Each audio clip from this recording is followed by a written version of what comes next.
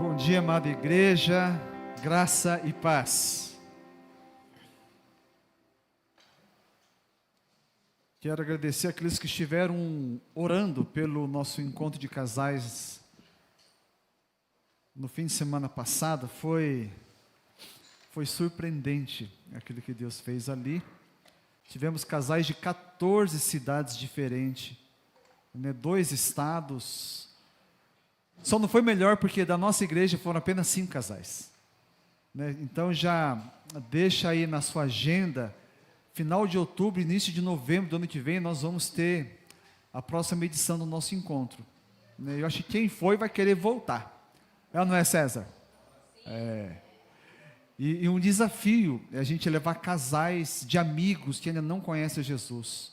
Esses encontros são uma excelente oportunidade para a gente fazer uma ponte para o Evangelho, A gente teve alguns casais que não conheciam a Cristo, ou o casal, os dois, ou apenas um dos cônjuges, e todos, voltaram impactados. Os feedbacks foram muito positivos. Então, deixe reservado aí na sua agenda. Final de outubro para início de novembro, vamos ter o próximo encontro. O título da mensagem de hoje é Desafio do Sofrimento. Seguindo na nossa série na carta de Pedro, nós vamos fazer a leitura agora, 1 de Pedro 4, do versículo 1 ao 11. Diz aqui a palavra de Deus: portanto, uma vez que Cristo sofreu corporalmente, armem-se também do mesmo pensamento, pois aquele que sofreu em seu corpo rompeu com o pecado, para que no tempo que lhe resta, não viva mais para satisfazer os maus desejos humanos, mas sim para fazer a vontade de Deus. No passado, vocês já gastaram tempo suficiente fazendo o que agrada aos pagãos. Naquele tempo, vocês viviam em libertinagem, na sensualidade, nas bebedeiras, orgias e farras, e na idolatria repugnante. Eles acham estranho que vocês não se lancem com eles na mesma torrente de imoralidade, e por isso os insultam. Contudo, eles terão que prestar contas àquele que está pronto para julgar os vivos e os mortos. Por isso mesmo o Evangelho foi pregado também a mortos, para que eles, mesmo julgados no corpo, segundo os homens, vivam pelo Espírito segundo Deus. O fim de todas as coisas está próximo. Portanto, sejam criteriosos e sóbrios. Dediquem-se à oração. Sobretudo, amem-se sinceramente uns aos outros, porque o amor perdoa muitíssimos pecados. Sejam mutuamente hospitaleiros sem reclamação. Cada um exerça o dom que recebeu para servir aos outros, administrando fielmente a graça de Deus em suas múltiplas formas. Se alguém fala, faça-o como quem transmite a palavra de Deus. Se alguém serve, faça-o com a força que Deus provê, de forma que em todas as coisas Deus seja glorificado mediante Jesus Cristo, a quem sejam a glória e o poder para todos sempre. Amém. Vocês já repararam ao longo dessa série que toda a epístola de Pedro, na verdade, trata, o pano de fundo é o sofrimento. A igreja que estava sendo perseguida, a igreja que não era bem vista pela sociedade de então. E esse capítulo 4, ele inicia com, nesse pano de fundo de sofrimento, o mais surpreendente dos sofrimentos. Aquele que não cabia na cabeça, principalmente da sociedade secularizada pagã. Como? Em todo tipo de sofrimento, o que chama atenção aqui é o sofrimento do próprio Deus. Algo impensável, como o próprio Jesus sofreu corporalmente. Jesus sofreu em todos os sentidos, inclusive no corpo. Inclusive o sofrimento decorrente do pecado. Aquele que nunca pecou, até nisso ele sofreu, porque ele assumiu na cruz o meu e o seu pecado. Então, ele sofreu todo tipo de sofrimento que um ser humano pode experimentar. Aliás, um sofrimento a mais, que nenhum de nós pode. O sofrimento do justo. O sofrimento daquele que nunca pecou. Isso aí a gente jamais vai saber. Nós não gostamos de sofrer. Essa é a verdade, né? Mas por causa do pecado, o sofrimento faz parte da nossa experiência humana. E se o próprio Senhor Jesus sofreu, a gente pode entender o quê? Que o sofrimento não é incompatível com a vida cristã. Tem acha que de uma vez que você vira crente, Jesus resolve todos os problemas e a gente não vai mais sofrer. Pelo contrário. Há sofrimento que você sofre porque você é crente. Se não fosse crente, não sofreria.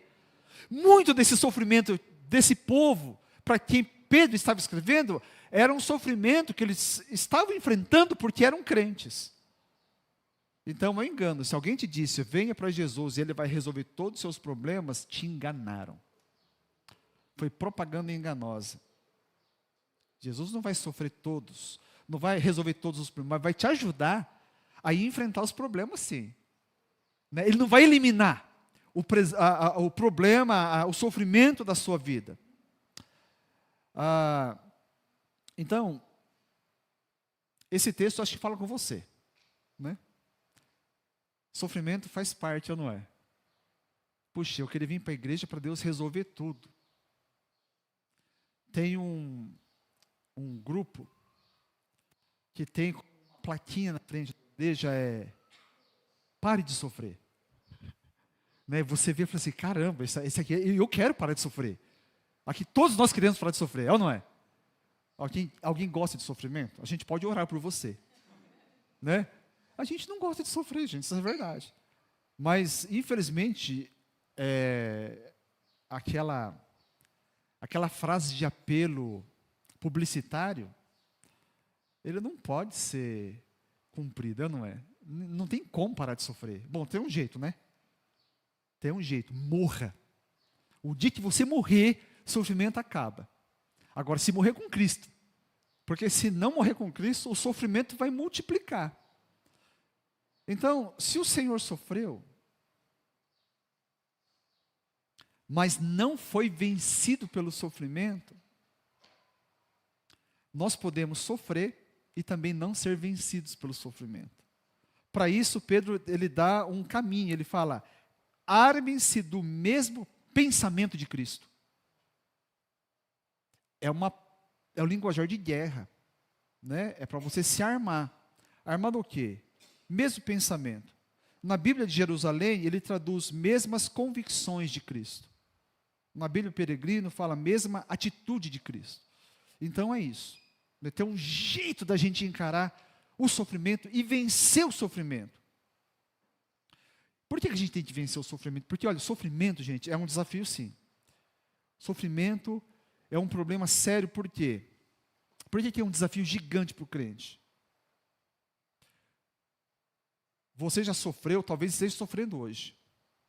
E quando a gente passa pelo sofrimento, esse sofrimento tende a despertar em nós o nosso pior lado, o nosso lado mais escuro. No sofrimento parece que a gente tende a dar licença para sermos egoístas, para sermos impacientes, para a gente descontar no outro, para descarregar no outro toda aquela dor, aquela carga que a gente carrega, não é? É assim, a gente acha que é. As nossas irmãs abençoadas, elas sabem. Né? Toda vez que chega nos dias da mulher, a paciência, ela fica assim, lá no fiozinho, não é? Mas como você é uma mulher cheia do Espírito Santo, então você se segura. Mas a tentação é de descarregar. Antes de você ser crente, você achava o quê? Não, é TPM, é normal. Não é lógico. Todo esse mal-estar que você sofre é normal. O anormal é transformar tudo isso em pecado. Em cegar no marido, nos filhos, né, no caramelo, toda a sua raiva. Isso é anormal, né? Isso não é bom.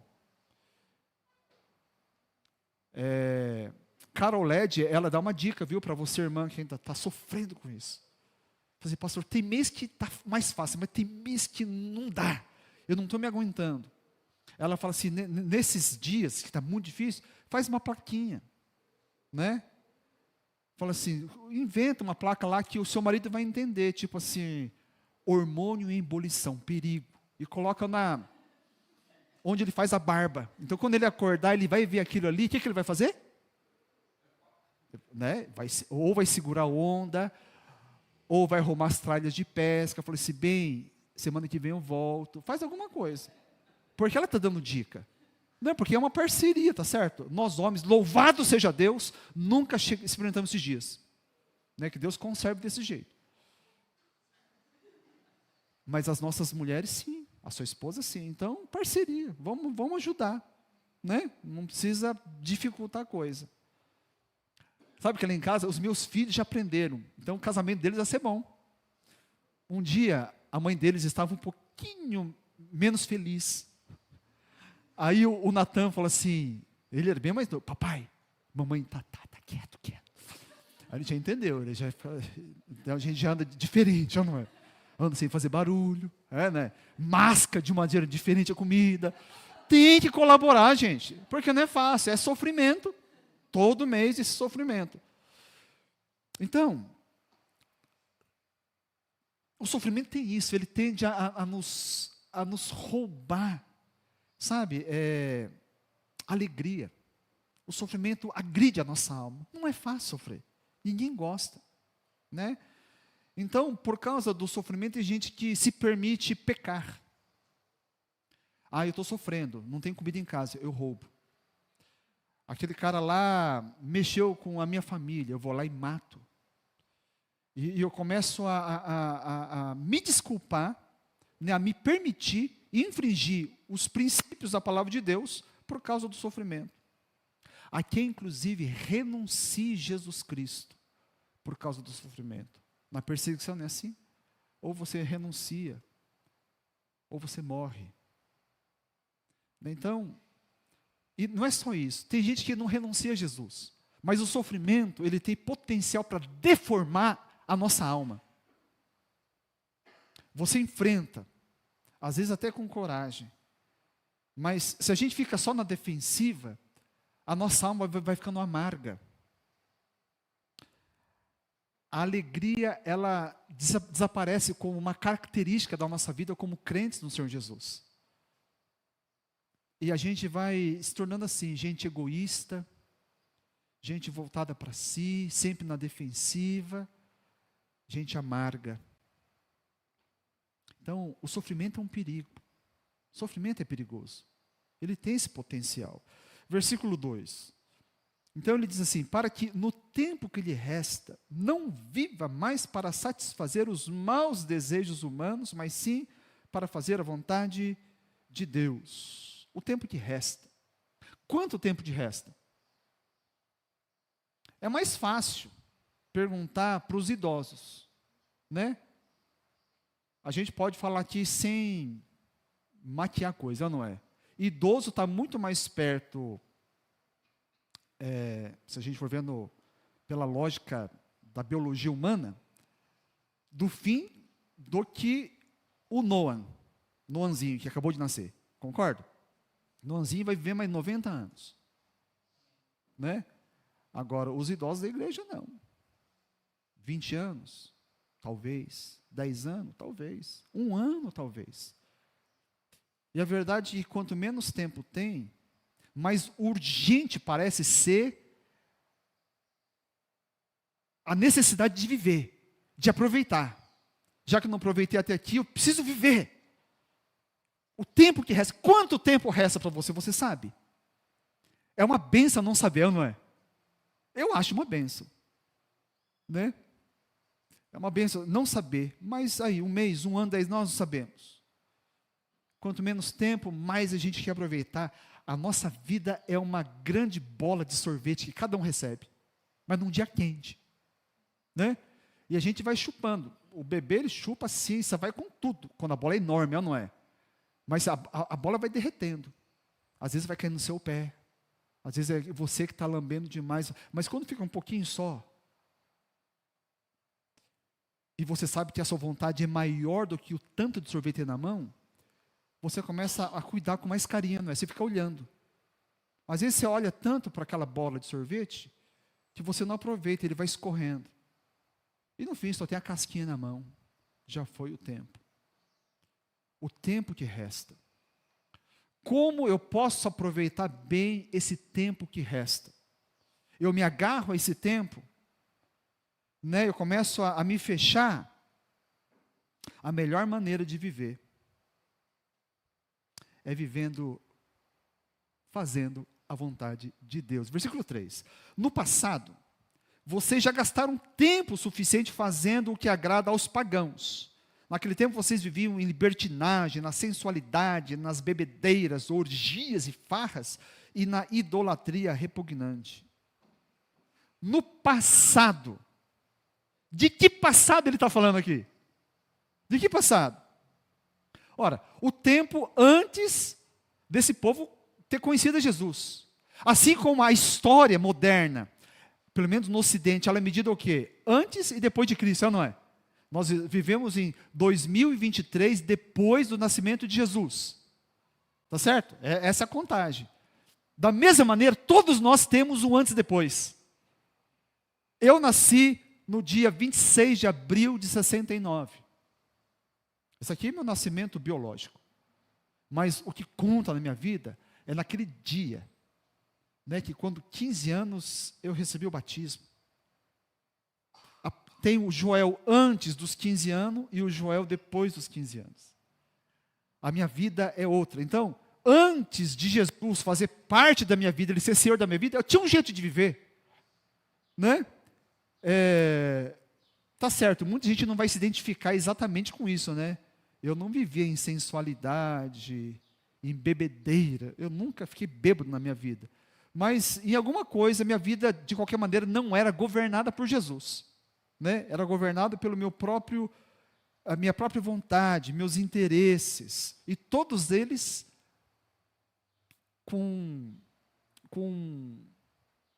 manchados pelo pecado. Todos.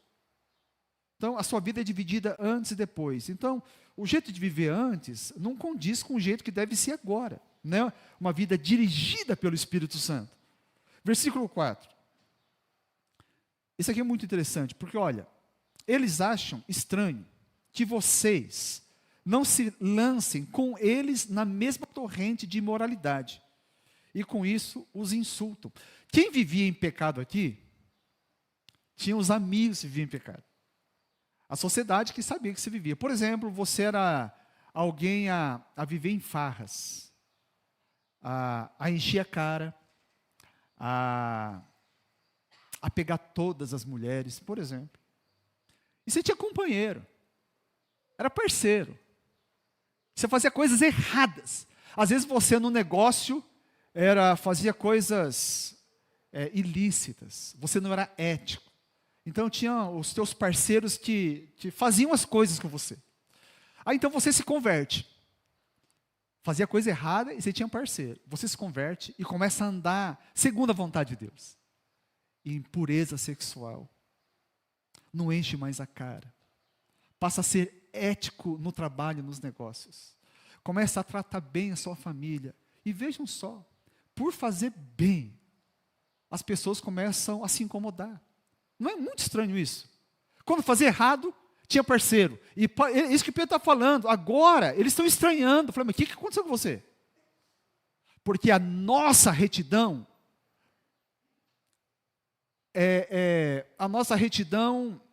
ela traz à luz, né, o pecado do outro. Ele se incomoda com isso. Porque quando eu estou fazendo errado com ele errado, está todo mundo errado. Mas se eu começo a andar certo à luz de Deus, isso aí passa a incomodar. Porque a minha justiça, de alguma maneira, denuncia a injustiça do outro. Que coisa! As pessoas chegam a dizer, cara, você era tão legal, o que aconteceu com você? Né? Você bebia com a gente, cara. Né? Você fazia as coisas com a gente, mas agora não. Porque a nossa sociedade anda na contramão, não é? Daquilo que é a vontade de Deus. A sociedade não anda nessa mesma direção. As trevas se ressentem da luz. É um absurdo a que ponto chega insulto por fazer o certo e deixar o errado. E Paulo escreveu nessa mesma direção, né? 2 Timóteo 3,12. De fato, todos os que desejam viver piedosamente em Cristo Jesus serão perseguidos. E aqui a gente tem que prestar atenção numa coisa, hein?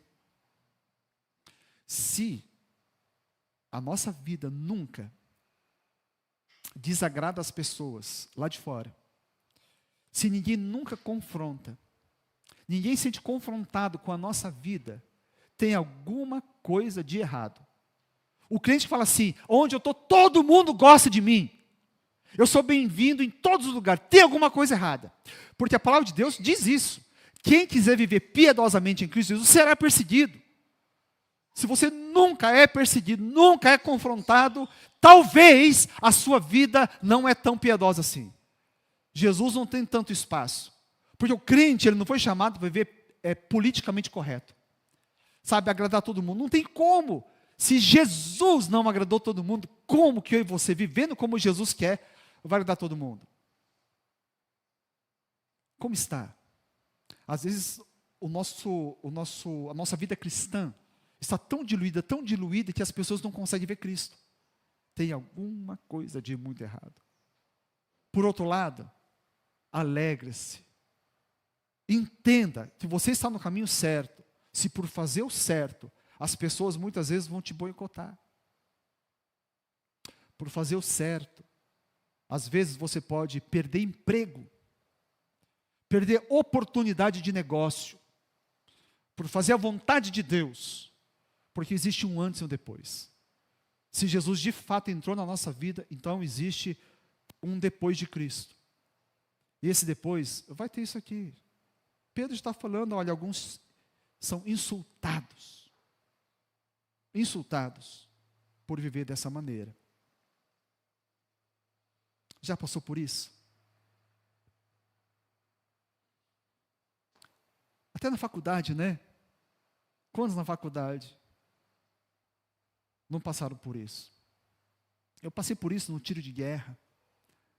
Eu passei por isso até no seminário, né, que não deveria ter. Até no seminário eu passei por isso. Pessoas que andavam torto. E quando a gente se posiciona, as pessoas se ressentem. Aí, quer ser mais santo que os outros? Não quer ser mais santo que os outros. Esse aqui é o único jeito que eu vejo, biblicamente, a gente se comportar. Né? Nunca é fácil, irmãos. Essas coisas, perseguição, insulto, nos fere. Ou você gosta? Nenhuma vez que eu fui confrontado lá fora, eu gostei. Nenhuma vez. É desagradável sempre.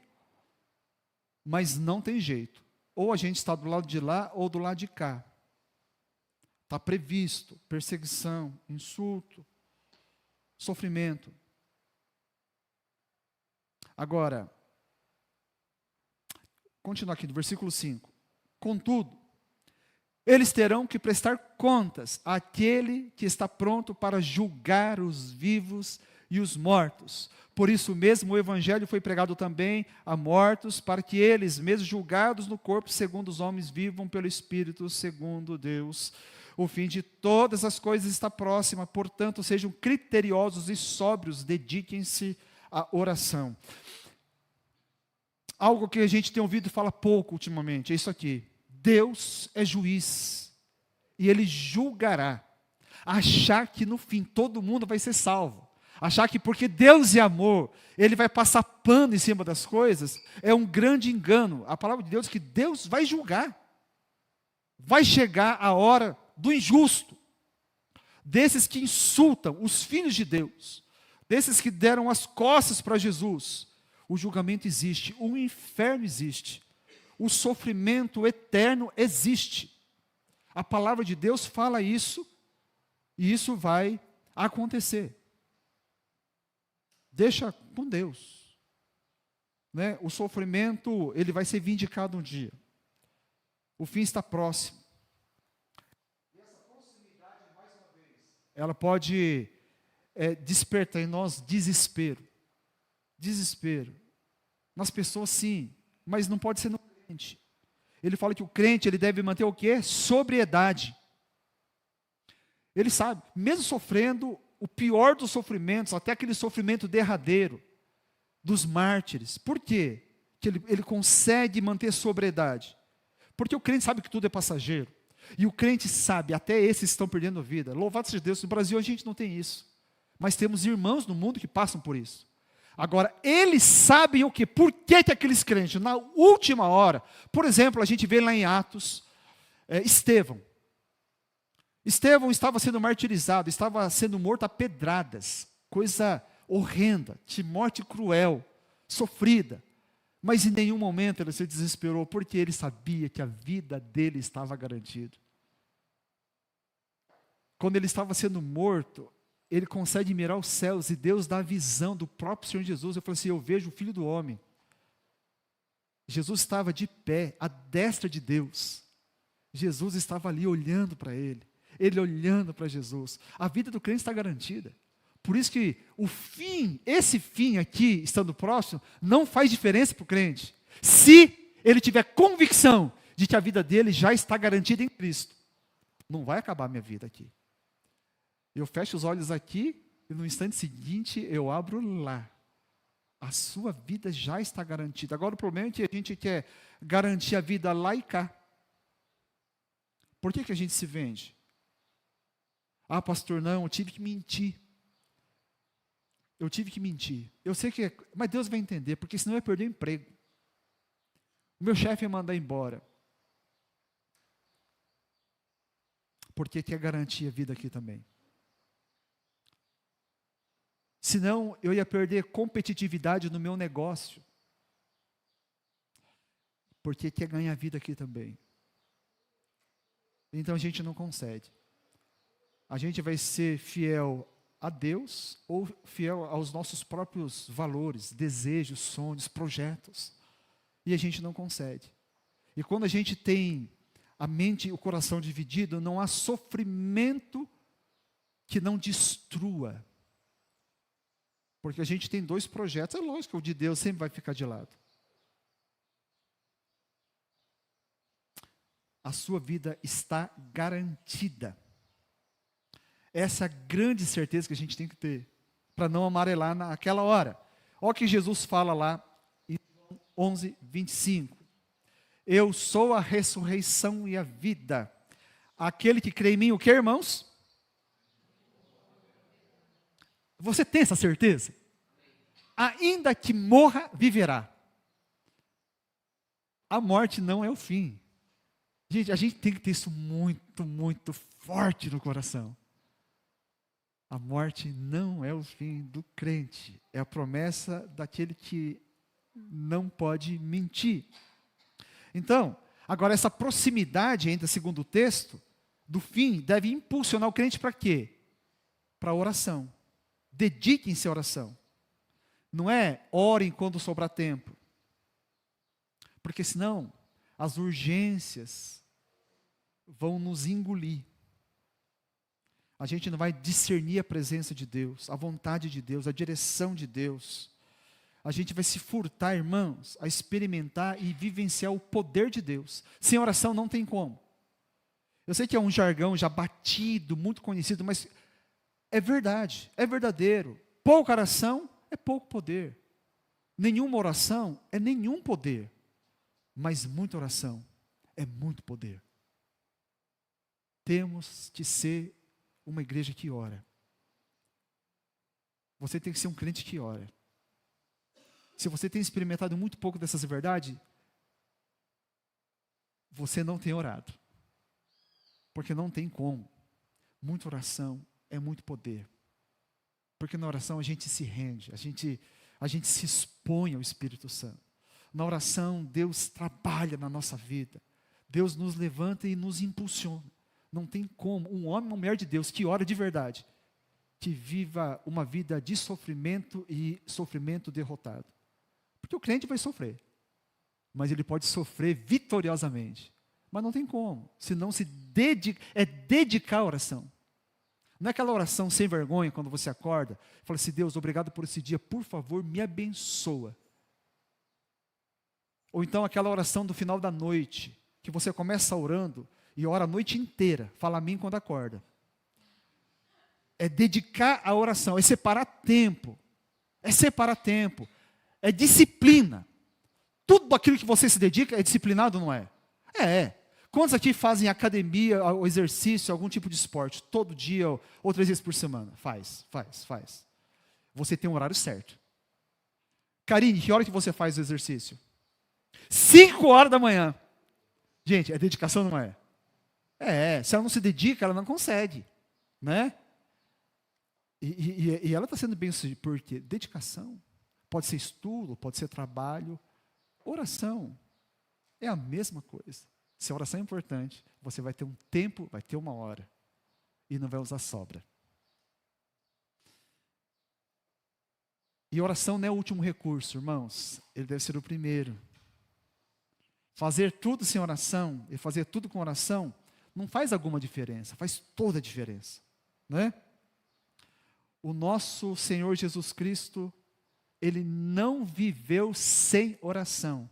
E você acha que consegue? Sem oração não dá. Uma das razões das igrejas serem fracas é por causa disso. Está faltando crentes que oram de verdade. Crentes que respiram, né? E deixa Deus agir em sua vida. E com essa proximidade do fim, a Bíblia já deixou bem claro que a iniquidade, o mal, iria aumentar. Olha aqui que Jesus fala. Mateus 24:12. Por causa do aumento da iniquidade, chega próximo do fim, a iniquidade aumenta, o amor de muitos esfriará. O amor esfria. Com o aumento do sofrimento, é lógico, a tendência é eu ser egoísta, é voltar para mim. Por isso que faz sentido o versículo 8, ele fala assim, Pedro: sobretudo, acima de tudo, olha, finalmente, presta atenção, amem-se sinceramente uns aos outros, porque o amor perdoa muitíssimos pecados. Amem-se. Não deixe o sofrimento apagar o amor. Não se feche por causa do sofrimento. Essa é a tentação. Eu não lembro agora quem escreveu, né, que essa pessoa escreveu o seguinte: olha, você só vai saber que realmente entendeu o amor de Deus. Você aprendeu o amor de Deus quando as pessoas forem amadas por Deus através de você. Faz sentido ou não? Somente quando as pessoas forem amadas por Deus através da sua vida, você pode concluir que realmente entendeu o amor de Deus.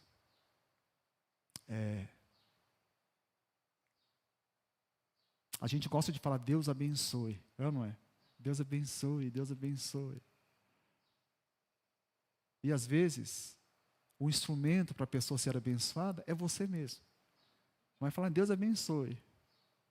A pessoa está necessitada e você tem o recurso para abençoar a necessidade da pessoa, material, presencial, o que for. Mas você fala, Deus abençoe, mas eu não me disponho. Isso não é amar. E ele fala amar sinceramente. E ele completa aqui que aquele que ama perdoa. Aquele que ama não guarda rancor, não guarda ressentimento. E tem crente que carrega anos, ressentimento, rancor, a mesma história todas as vezes. Que amor é esse? E ele vai continuar mostrando aqui um exemplo concreto de como a gente deve amar. E ele fala no versículo 9: sejam mutuamente hospitaleiros sem reclamação.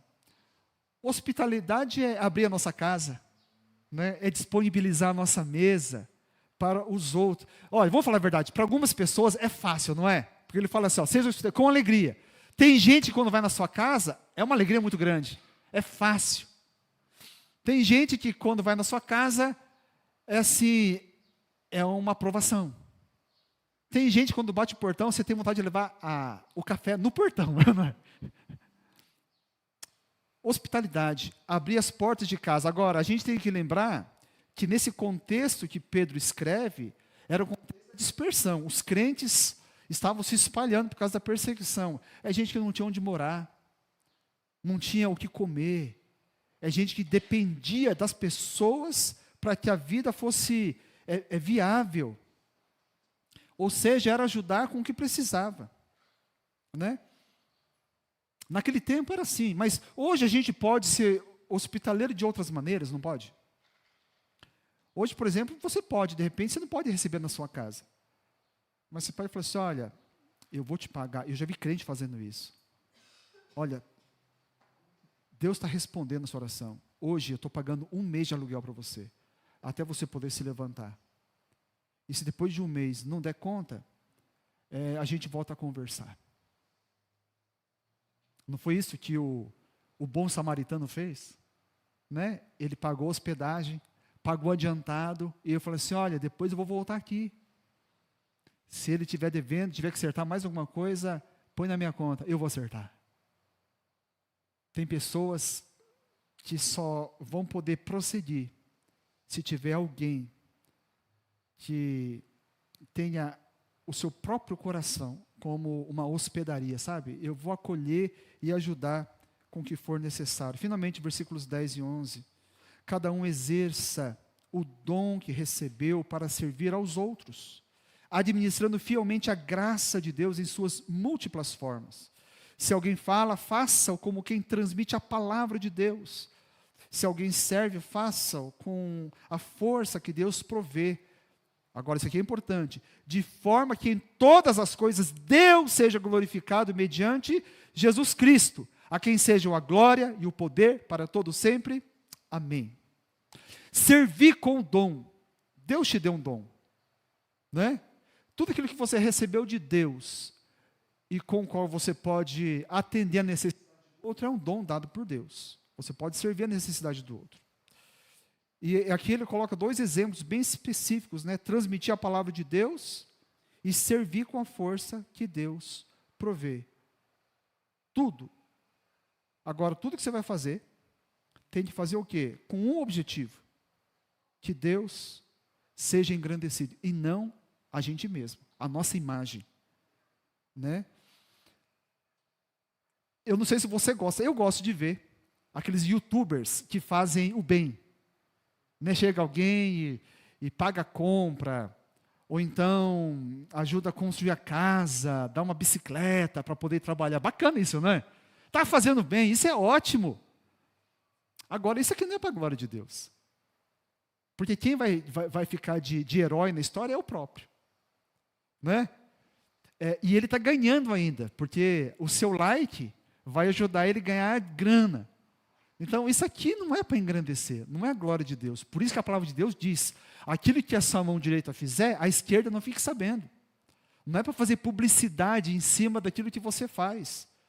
Porque quando você faz e a pessoa não sabe de onde veio, a pessoa não tem a quem agradecer, a não ser a Deus que está vendo. Alguns youtubers fazem isso, eles vão lá e dá e fica no anonimato. Né? Pelo menos está um pouco melhor. Ele está ganhando likes e dinheiro, mas a própria pessoa, quantas imagens eu vi? Às vezes é um mendigo que está na rua, ele recebe, fica encantado, ele começa a chorar, e olha para o céu, e começa a agradecer, e glorificar a Deus. É esse o caminho, aquilo que a gente faz. Não estou falando que a gente não possa reconhecer o trabalho do irmão, né? Reconhecer a palavra que o irmão deu, não tem problema. Mas o nosso objetivo do nosso coração tem que ser o quê? Que a glória seja de Deus. Que Deus seja reconhecido, Deus seja engrandecido. Esse é o objetivo. E aí, quando a gente chega nesse ponto, a gente realmente está sendo vitorioso no sofrimento. Por quê? O sofrimento não deformou minha alma. O sofrimento não roubou o amor do meu coração pelas pessoas. O sofrimento não me fez me fechar para mim mesmo.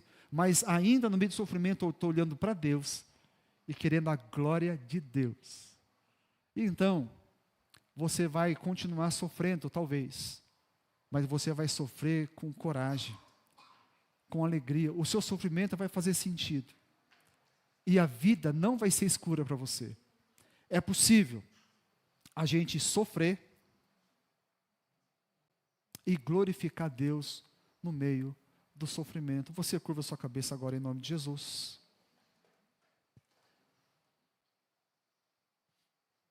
Você que está sofrendo. Talvez a sua alma está envergada de tanto sofrimento. Alguns, as pessoas conhecem, quem sabe, um outro que ninguém mais conhece.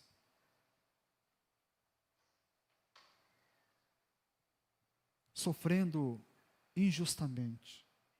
Sofrendo por fazer o certo. Se alguém aqui está assim, sentindo assim, debaixo de uma pressão muito grande, de sofrimento, fica de pé onde está, nós vamos orar por você, para que Deus te visite, para que Deus restaure o amor, quem sabe, né, o amor esfriou, a alegria desapareceu, o brilho sumiu dos olhos, o sofrimento às vezes faz você uma pessoa amarga, pessoa triste. O sofrimento tende a fazer o nosso coração ficar egoísta. E quando a atenção é para mim, ela não pode ser voltada para Deus. Pai Santo, em nome de Jesus, o Senhor sabe aqueles que estão passando por momentos crudelíssimos, sofrimento que faz o coração sangrar. Deus, nós pedimos que ajude esses que estão hoje enfrentando na pele o sofrimento. Queremos aprender, conforme o apóstolo Pedro nos instrui aqui, a enfrentar o sofrimento com a mesma disposição, mesma convicção, o mesmo pensamento de Jesus Cristo. Ó Deus, e com isso, não ter a nossa própria alma deformada por causa da dor. Que a doçura e o amor não venham se extinguir da nossa vida. Pelo contrário, essa doçura seja ainda mais apurada, o amor mais belo, o amor sincero, na direção do outro. Ajuda-nos, ó Deus, a prosseguir com coragem, a buscar, a servir com os dons que o Senhor nos tem confiado, a viver, mesmo no meio da dor, para a glória do Senhor, para que a nossa existência, ela seja significativa, ela seja bonita, ela glorifique o Senhor e venha trazer satisfação, inclusive para nós mesmos. Deus, em nome de Jesus, ajuda, Senhor, ó Deus, a tomarmos posição como filhos e filhas de Deus aqui, a termos coragem de viver segundo a Tua vontade, aos princípios da Tua palavra. Não sejamos seduzidos, ó Deus, pelos nossos próprios projetos, egoísmo. Ó Deus, que a medida de sucesso da sociedade não seja a medida do nosso sucesso, mas sim, Senhor, o nosso sucesso seja ser aprovado pelo Senhor, poder ouvir um dia da tua parte, da tua boca: muito bem, servo bom e fiel. Foste fiel no pouco, sobre o muito te colocarei. Deus, que essa seja a nossa grande ambição, para que a sedução do mundo não faça sequer cócegas para nós, a não ser agradar aquele que por nós morreu, que venceu todo o sofrimento e glorificou o Pai. É no nome de Jesus que nós oramos. Amém, Senhor, e amém.